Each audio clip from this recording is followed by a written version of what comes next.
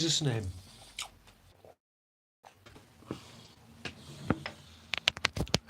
One of those batteries that want to keep switching off. See if I can get a better angle on the phone here. Just a little prep. That's a bit. Probably it's better. That'll hold.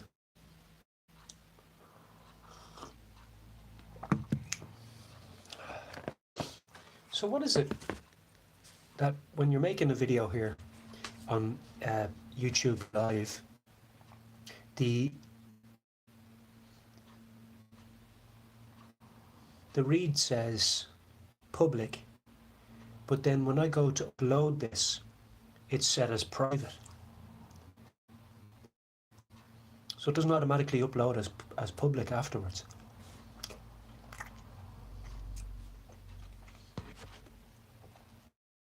For example, there's somebody on the video watching this live, but when I go to upload it, it will automatically be set as private. Why is that? Why do you think that is?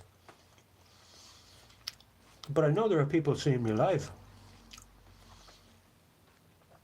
But when I go to upload this later on, it'll say private. It'll automatically switch from public to private, even though I haven't touched anything to change it to private. Sure, that's no use. If you set it for public, you set it for public.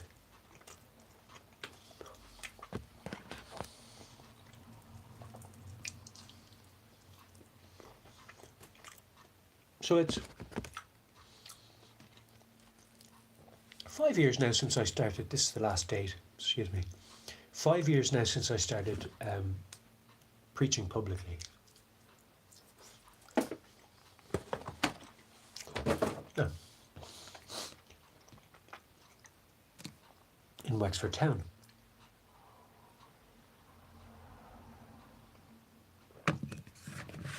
Beverage finished. And I've been through the rigmarole of being told I was breaking the law, and then I went to court and they put a ban in place stopping me from even speaking or singing or recording even with my phone. They tried to stop me doing that. I was having none of it and kept doing it anyway, and then they put me in prison for a month and sentenced me to 7 months in prison. Ridiculous behaviour. Or people getting less time for manslaughter. And what was their evidence against me? He sang a song with Jesus in it. So obviously this all went to the High Court. They said, we need to test the constitutionality of the sections this man was brought into court through. Because this is highly unusual, that a man who's preaching the gospel, who's been told he's not breaking the law, would end up in court or end up in prison. Merely on the complaint, on the basis of a complaint of members of the public. Whether they be business owners or not is really an irrelevance. It shouldn't give them any more clout or any more ability to hinder your movements in society simply because they'd be recognised business owners. So, still, 5 years on, I'm preaching the gospel in the same place. Because Jesus is Lord. And even though they would try to stop me preaching the gospel, they haven't been able to successfully. I mean, they've hindered the gospel. Because if you're in prison for a month, you can't really preach the gospel. But they know when they come against somebody, really actually what they're doing is sort of indirectly promoting them. Because people will know, where's the preacher gone? They put him in prison. They put him in prison? For what? What did he do? And then it dawns on people that the government are actually doing something wrong here.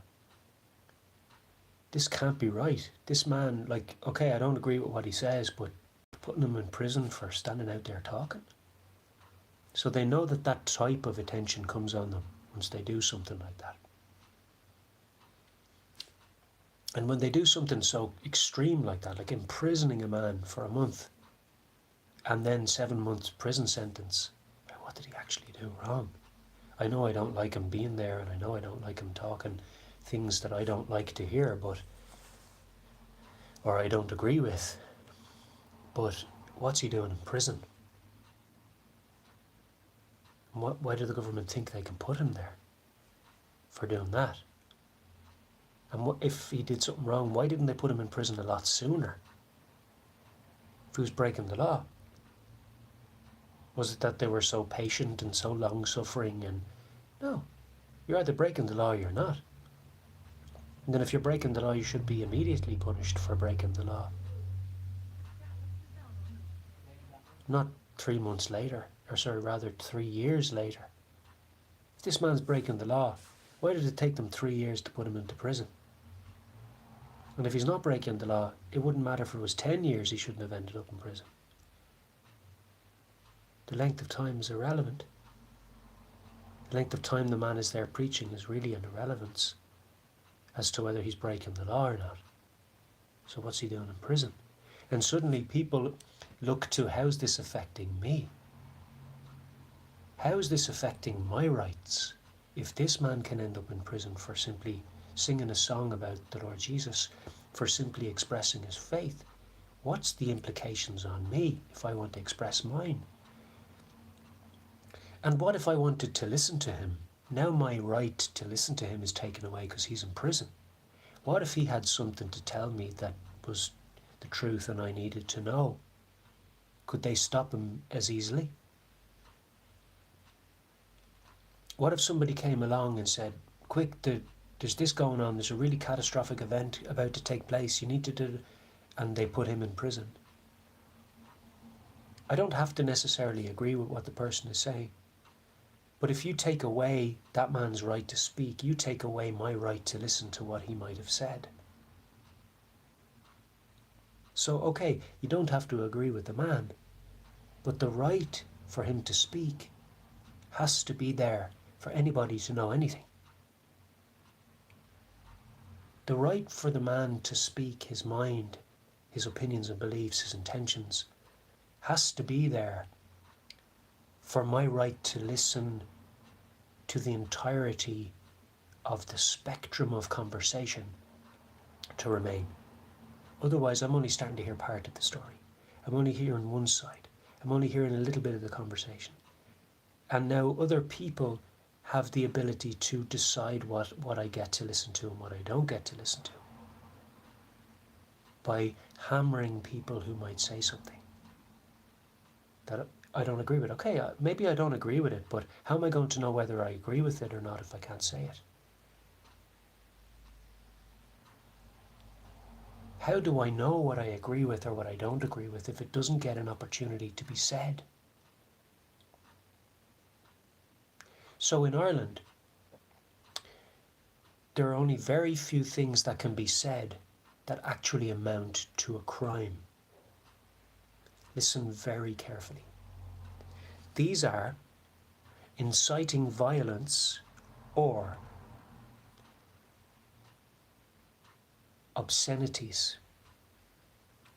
So there are only two forms of speech which can be considered antisocial. And remember, antisocial means criminal. Antisocial isn't a new invention, it's a new term, but all it means is criminal. I'll give you an example. So they've an increased guard presence on the Lewis because of antisocial behaviour. Okay, let's examine, let's look closer. What's the behaviour? Men beating each other up. Young men, young adults beating each other up. Okay, well what's beating each other up? It's a crime, it's assault. You're not allowed to do it and you're endangering the people around you. Oh yeah, that's violence. Oh yeah, violence is a crime. Okay. Well, how is a man speaking in public violent? Well, it's not. Well, was there any violence? Yeah, against a man. Oh, but what was he doing wrong? Nothing. Oh, why didn't they defend him instead of putting him in prison? That man standing there speaking, people attack him, and then they come and put the man in prison?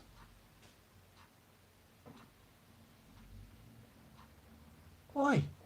because he was speaking. Yeah, but what was he speaking though? Yeah, fair question. Was what he was speaking inciting violence? No.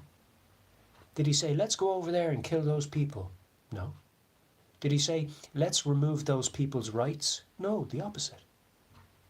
He was upholding their rights, making them aware of them even. Oh, so the people who wouldn't want them aware of their rights would want him to be quiet. Oh, so in a way he was fighting for our rights. And they were trying to stomp on his head. They were trying to gag him. They were trying to put him in the stocks in a modern way that would be perceived as civil.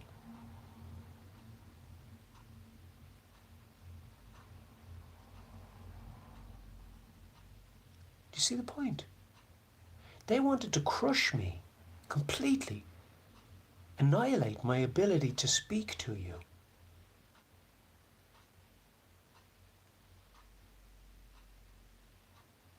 Ireland?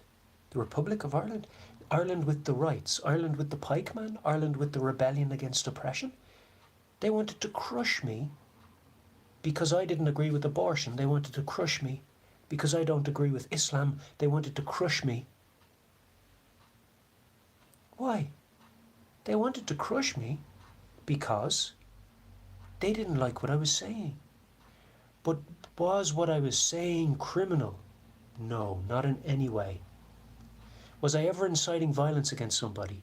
No. Did I ever lift my hand to people? No. Was I getting up in their face and shouting at them and saying, you better become a Christian? No. What was I doing? Preaching the gospel? Telling them about the wrath of God? Telling them about hell? Telling them about peace? Telling them about love? Telling them about reconciliation with God and everlasting life? Telling them about the beauty of God and his creative genius in the world around them? Preaching.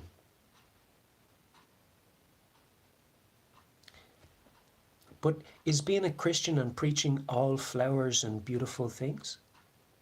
No. It's telling them about the reality of hell, because people have forgotten that hell exists. So they need to be reminded of that so that they can appreciate the value of the good news, which is what gospel means, the good news. The good news is salvation in Jesus. But they didn't want to hear that. They wanted to crush it. Why? Because they don't want the children hearing it. Because they serve the devil. And the devil wants to crush the preacher so that the children aren't saved from hell.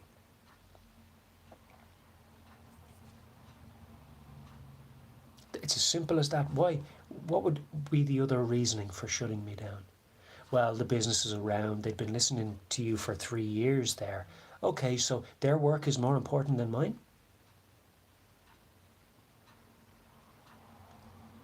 If my preaching there was impacting their business badly, they'd already be closed down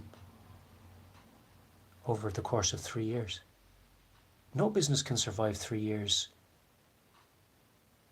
without cash flow unless they're getting some kind of subsidy, unless they're getting some payment to keep their door open, which might have been the case during COVID, but it's certainly not anymore.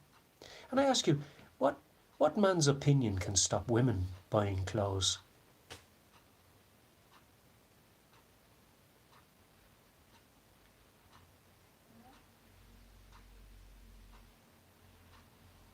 Oh, when it has nothing to do with the attire.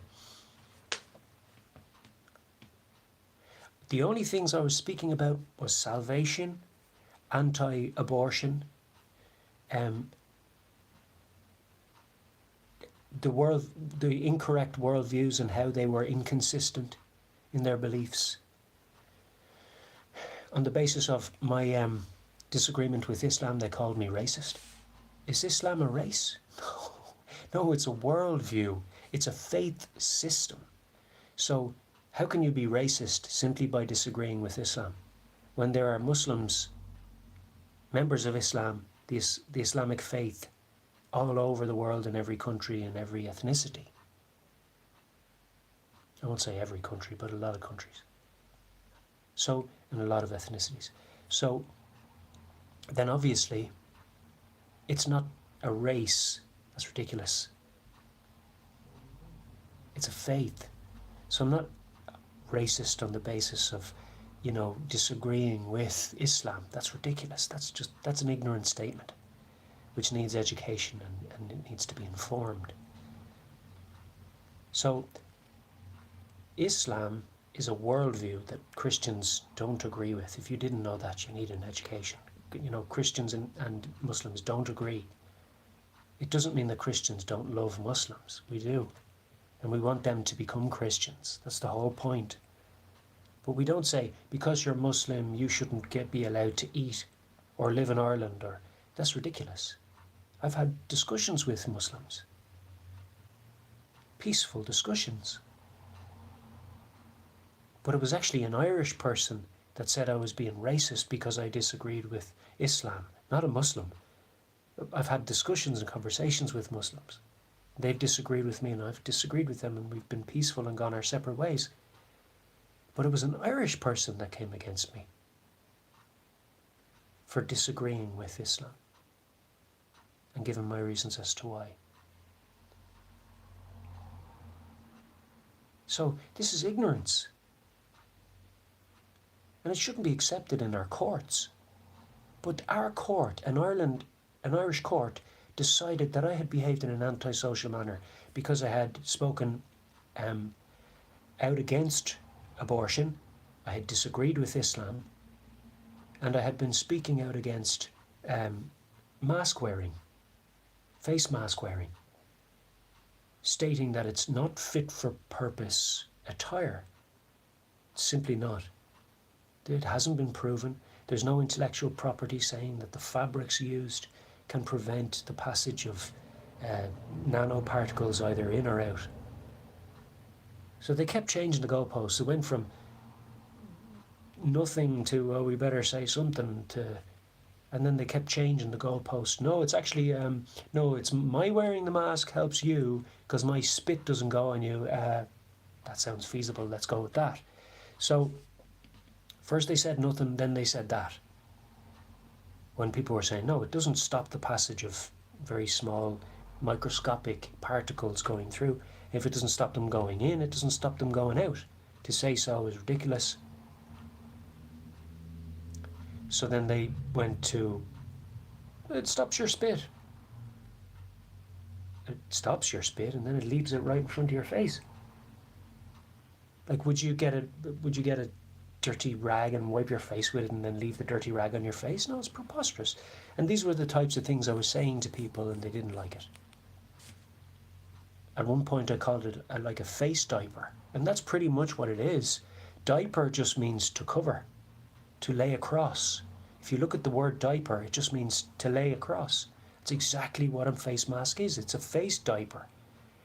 And it does what a diaper does. It keeps stuff that shouldn't be kept near the body for very long in against the face. As soon as a child soils the diaper, the parent, as soon as possible, removes it. If they're doing the job properly, they remove it and replace it. But with these face masks, they expect you to wear them for 2 hours on the bus. It's ridiculous. So there's no scientific proof, and this is what I was telling people. I was telling them that the vast majority of the body of information and in terms of the findings on face masks wasn't supportive of them being fit for purpose. Even, post operative evidence will tell you that it hasn't reduced the instance of post-operative infection by surgeons wearing these medical masks. So even the surgical grade medical masks haven't been shown to reduce the instance of post-operative infection. So there's no evidence, not even in that arena, that it would stop infection, because infection is a matter for the immune system. Of course, exposure to an infection means you either have to deal with it or not, but you can't indefinitely avoid contact with a pathogen. You can't. You're going to come in contact with something sometime, somewhere. Are you delaying the inevitable? Are you reducing the numbers? Are you reducing the flow? This is preposterous. The answer is no. You're not. So, what I was saying to people was there's no evidence for this. Therefore, it's not fit for purpose attire, and they don't even wear the same materials. They don't. There's not even. There wasn't. They weren't even saying it has to be this specific material because it operates or functions in this specific way. Lol, diaper. Do tell funny. It is funny. It's a bit funny, but I was just trying to use salt to get through to people as to how ridiculous actually wearing a face mask is. It's essentially a face diaper. It's ridiculous. What stage does your mother, when she's raising you, say, now wipe your nose and then stick it to your face? Good child. They don't. They say wipe your nose and then very quickly they'll throw it in the bin, or they might fold it up and because it'll have one more use later on, or there's not a bin nearby and they'll keep it in their pocket. But at what stage do they say, yes, stick this to your face now while we're walking around the supermarket, or 2 hours on the bus? It's preposterous. So what's happening is they were trying to shut me down while I was trying to tell the people so that they could do their harm, which was lock people in the house and spiritually attack them while they're there. That was the mechanism of that. And it was also to promote big pharmaceutical companies, to sort of give the next generation the impression that they're in need of these godlike pharmacies. Sorcerers are like gods, We bow down to them, we thank them, we kneel down to them. This was all over the TV. Police officers kneeling down to nurses, and we need you, thank you for your contribution. And whilst we should appreciate, medical practitioners, bowing down to them, it's obviously idolatrous. So this is all anti-Christian and satanic. So I had some date left on my fingers. So if these lads actually, they're good quality one, these. So, and they got the price point right on them. So the reality is that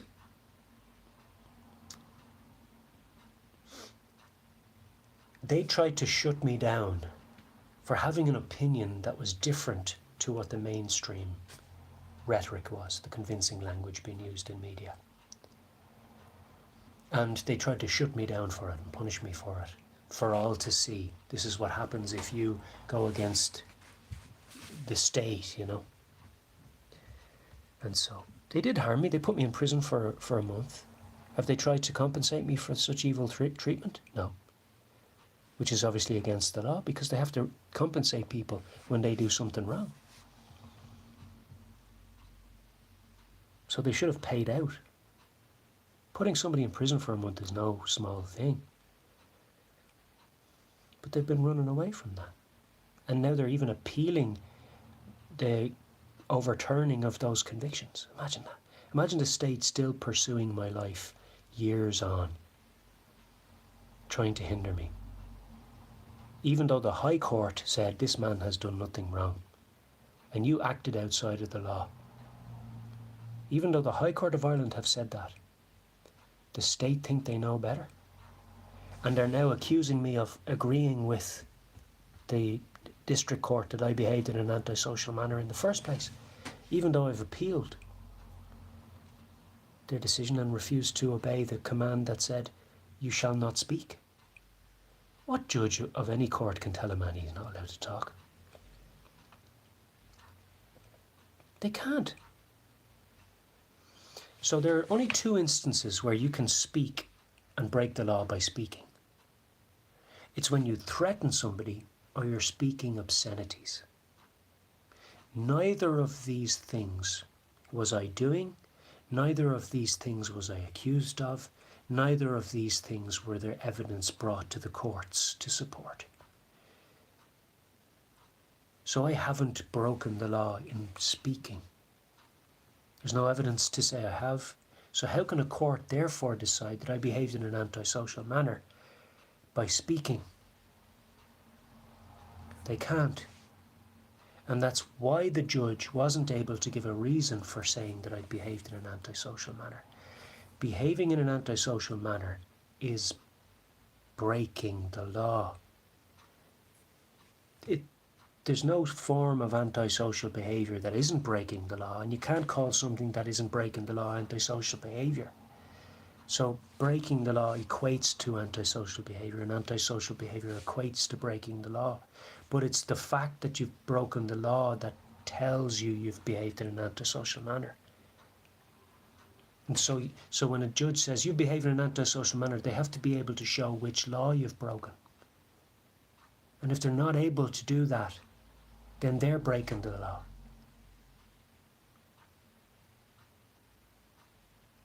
And trying to tell somebody they can't speak is breaking the law. How can you tell me not to do something that I can still do in prison? You can't stop a man speaking in prison. What makes you think you can stop him speaking when you've told him he's free?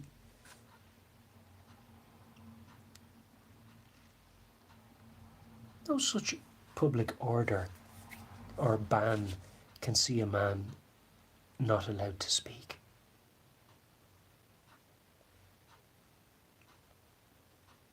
You can't even tell somebody who claims to have Tourette's that they can't speak. And they're saying all sorts of stuff. And at no stage did I threaten somebody. At no stage did I incite violence, and at no stage did I speak obscenities. Things of a lewd, salacious, or overtly sexual nature. Never. So, they're breaking the law, saying that I'm breaking the law. But what they said was, the court finds that you've behaved in an antisocial manner. They didn't say, the court finds that you've broken the law. Because then they'd have to say which law you broke. They don't have evidence to say that I broke the law. And if I did break the law, why did it take them so long to arrest me? No. All the encounters on my YouTube channel, this YouTube channel, with the guards, they're saying you're not breaking the law. They're saying you're not breaking the law, but would you go somewhere else? Then suddenly it became, here's an adult behaviour warning, cease and desist. Sorry, cease and desist from what? Somebody made a complaint about you. Oh? So now the guards are allowed to play judge, jury and executioner on the side of the road and issue cease and desists, calling them adult behaviour warnings? That's ridiculous. Where's due process of law, presumption of innocence, impartiality? Now you're favouring the person that made the complaint over me. And they haven't even told you that I've broken the law. So what are you trying to shut me down for? So we find that sections 113, 114, 115 and 117 of the Criminal Justice Act 2006 are against the Constitution of Ireland and are unconstitutional and unlawful. And the High Court of Ireland have actually found that members of An Garda Síochána aren't allowed to prosecute in court. But these sections that I've mentioned just now say that he should and can. It also says, a recent High Court ruling said that guards can't represent the evidence of other guards. But these sections that I've mentioned, the sections of the Criminal Justice Act 2006, try to encourage a superintendent who didn't accumulate the evidence to represent his members in prosecuting somebody who potentially he's only just met.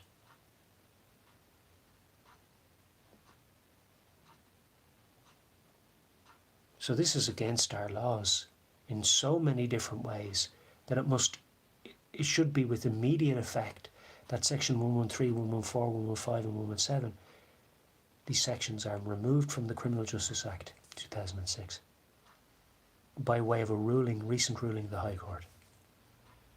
But they're sitting on it, refusing to budge, refusing to address it. Let them be rebuked in Jesus' name. The devil has to leave. He has to leave. In Yeshua's name. Blessings. Praise the Lord. Pray and obey. Blessings in Jesus' name. A holy kiss.